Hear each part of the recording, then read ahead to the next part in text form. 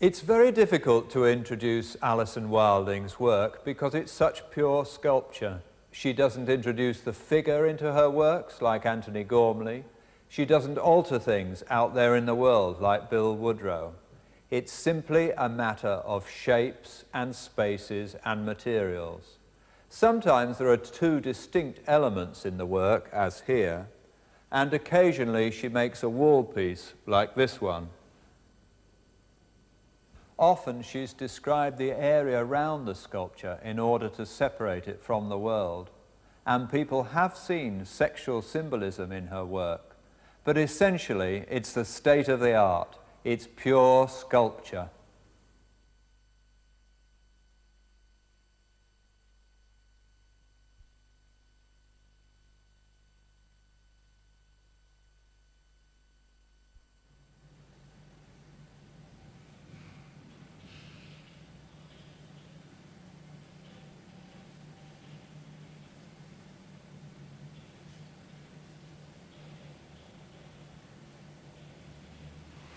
(1988), Wednesday, 2nd of March.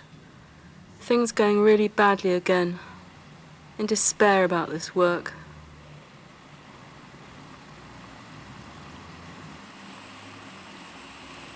I often get into a situation where I can't move the work on. It gets stuck in at a particular point.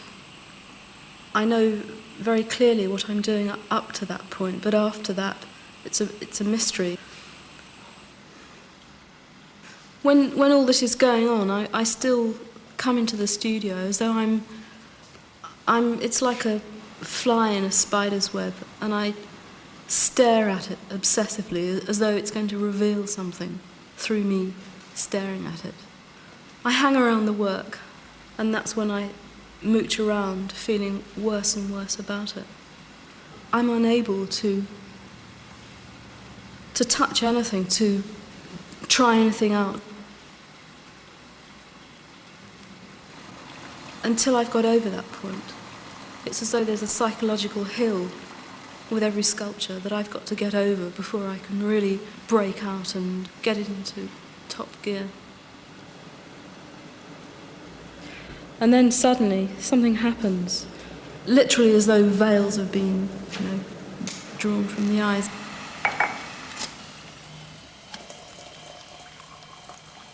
And then I have the most extraordinary feeling of exhilaration, that the whole thing has almost to be started from the beginning.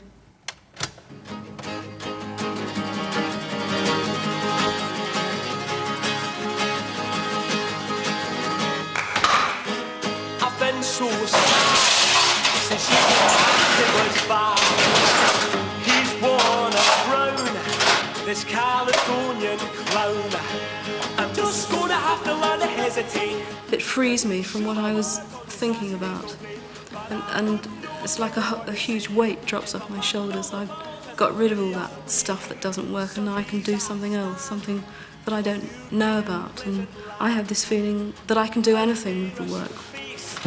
When my diction is such a disgrace, I'm just gonna have to learn to hesitate, to make sure my words on these Saxonies don't pay, but I wouldn't know a single word they say.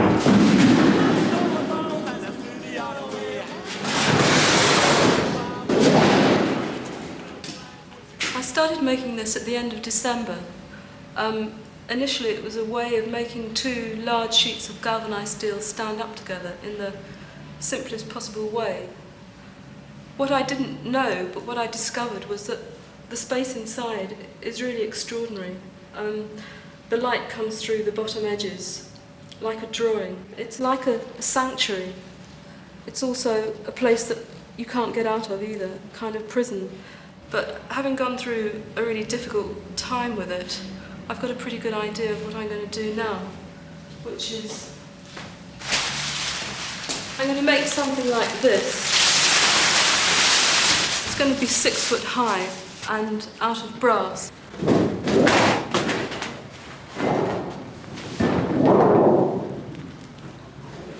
I've always been imaginative, right from when I was a child, and I think that means having the ability to enjoy one's own company.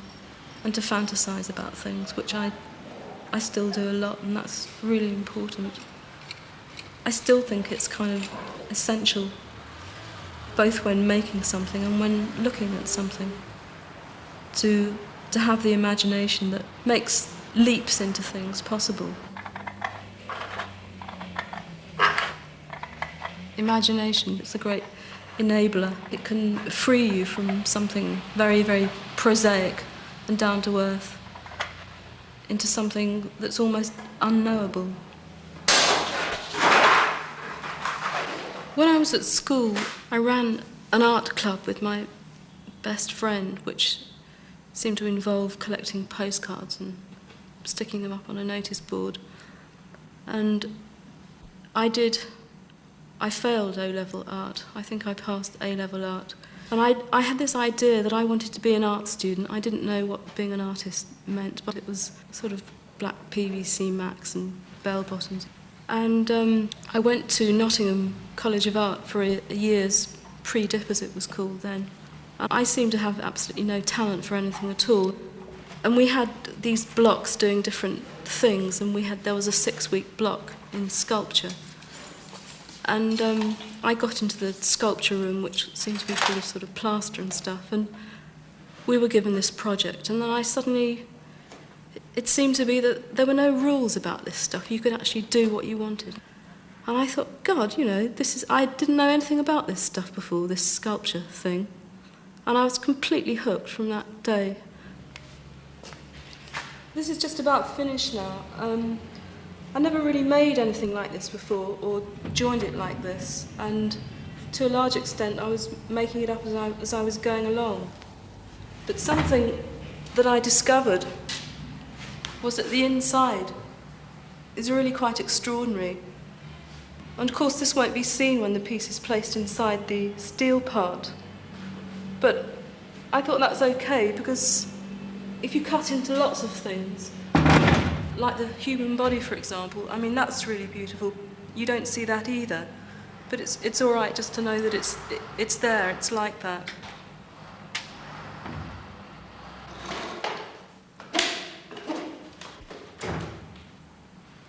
People always want to know what something is about, or I don't know whether that's the same question as what it means.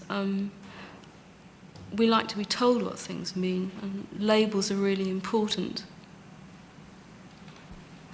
I don't like to tell people what I mean or what I'm doing. I think it's really crucial that they have a look for themselves and make up their own minds about what it is that I'm doing.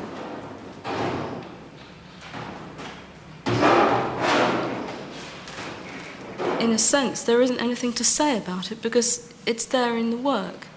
And if the work isn't communicating anything, well, then it's an unsuccessful piece of work.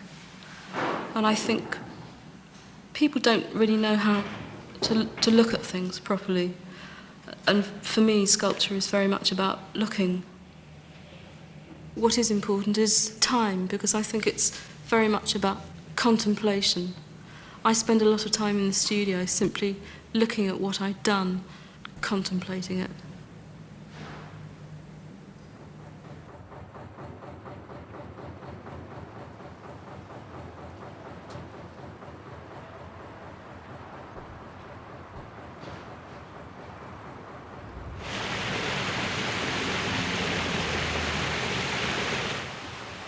I often think of how odd it is that the whole planet is sustained by what's grown on a few inches of soil almost, which is the surface of it. And it's almost impossible to speculate about what's in the middle of it. If there was a section that somehow of the world, of the earth, that was cut through so you could see what it was like.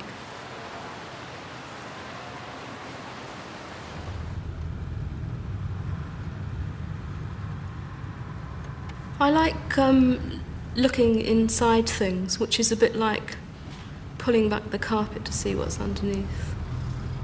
We live in these structures which are themselves incredibly frail. It's just bricks and a bit of ratty old timber. And then the walls are plastered, and then people put paper on the walls, and then curtains on the windows, and stuff on the floors, and we're surrounded by all these surfaces. I want to get beyond that, to sort of see what's underneath. It's a kind of journey, I think, that I feel compelled to make with everything that I do, that the inside is revealed. And even if I see things on the inside in the making that aren't there when the work's finished, well, then that's the way that it has to be.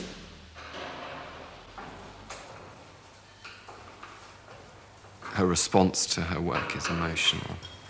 There are a lot of male sculptors around who, one feels, think up the structure first and then put the content in afterwards. And Alison feels the material, she feels the shapes. She feels her way into her work. She makes very poetic work which is recognisably female. She's primarily a sculptor, but because she's a woman, she can sculpt in a way that a man could not.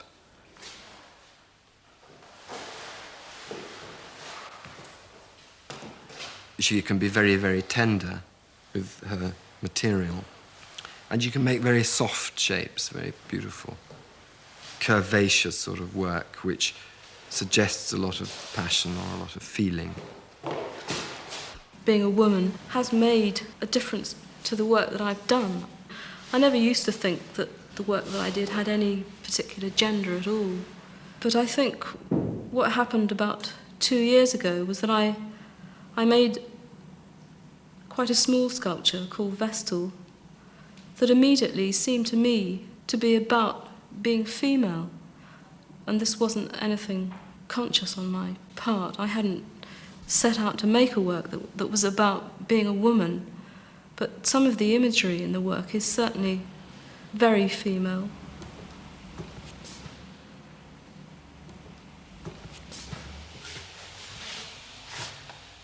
Her furnace is a sexual-oriented sort of piece. It's very tubular and it's very receiving. There's a quantity of passion, of heat somewhere.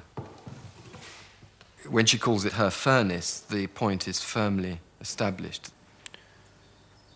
You get this feeling with Alison that there's these poles, and I think that somewhere she believes in the existence of evil.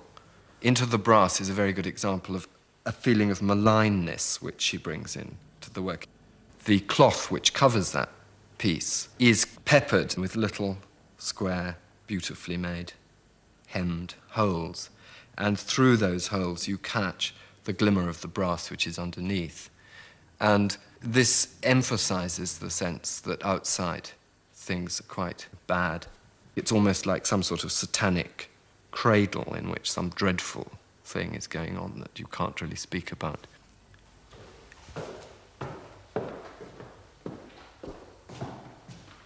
In 1980, I was on the back of my motorbike with my boyfriend. We unaccountably had this accident. We skidded on a wet road and the bike landed on top of him, as a consequence of which he's a paraplegic. And I thought, while he was in Stoke Mandeville, that I could sort of make everything okay. You know, I could handle all this stuff. It was just another kind of challenge, and that I decided that we should get married. He could come and live in the prefab where I was living, and everything would be all right. And we did get married when he was still in hospital. And when he came out, it was, I'd say it was a disaster for about 2 years. And I was determined that I was going to go on working and the work wasn't going to suffer at all. And it didn't, actually. I got this card today for that show. Do you see it? No. And, of course, over the years, I mean, it's fine now, we don't talk about it. Inevitably, some of the things that have gone on between us have got into the work. I don't really know how, but I don't see how they can not be there in some way or another.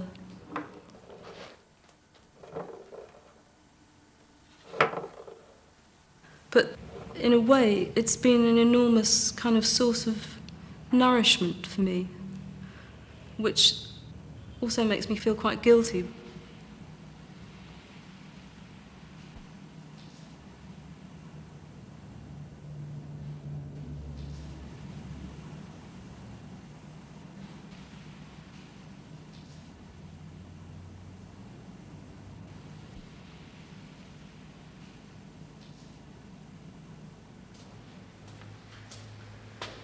This piece is called Locust. The title comes from John Milton's Paradise Lost, where he likens the fallen angels to a swarm of locusts.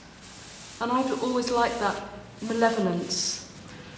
And when, a couple of years ago, I had the opportunity to show the piece in a cathedral, I was really excited, because I thought that something might happen. Anyway, what did happen was really unexpected, because the vergers took huge exception to the sculpture, and they bent the corners back like that. So,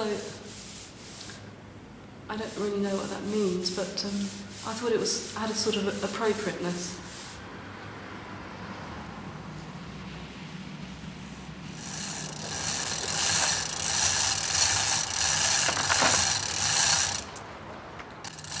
I have a very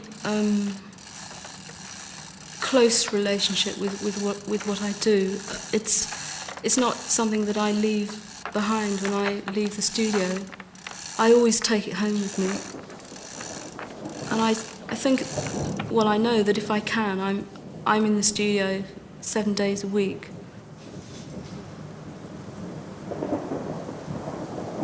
Somebody has described it as being like an ivory tower.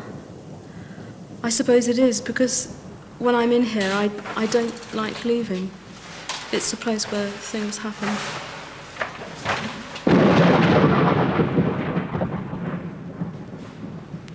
In a sense, it's like a sanctuary. And I suppose I do feel safe here, protected. This sculpture, well, this is part of the sculpture called Hand to Mouth, has been in a travelling show and has just been photographed for a poster. But what happened in the show was that people really like to touch things. I understand that, but I kind of don't like it either. And they put their thumbs in the beeswax in here, and there are lots of... The whole thing was pitted with people's fingernails and thumbnails. And so I felt that I should take it all out and redo it.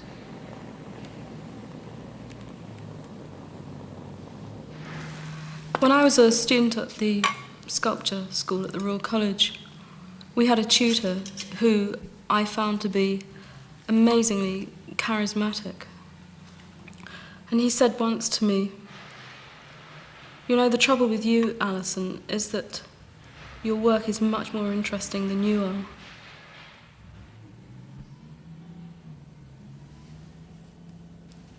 My work is a huge part of my life. There was a time in the 70s when I stopped making art, and I seemed to kind of experience a loss of identity. I didn't really have anything to do. I worked in a pub, I did various things, but I felt that I had really nothing to get up for in the morning. And as soon as I started making work again, I knew that's what I was. You know, I was an artist.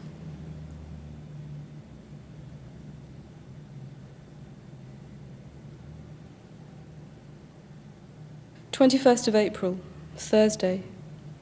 It's just about finished, and still quite unfamiliar to me. Sailing, storming, steaming, be calm, be calmed, harbour.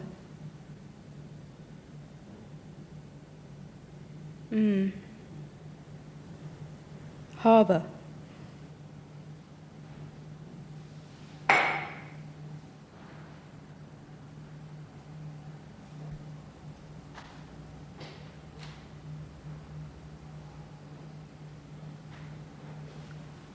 Oh, God. It doesn't feel right.